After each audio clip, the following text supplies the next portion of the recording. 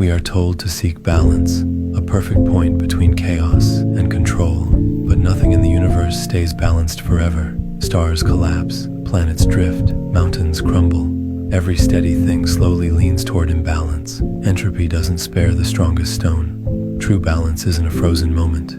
It's a living dance. A tightrope walker doesn't stand still. They shift, adjust, bend with the wind. Life is no different. What you hold steady today will lean tomorrow.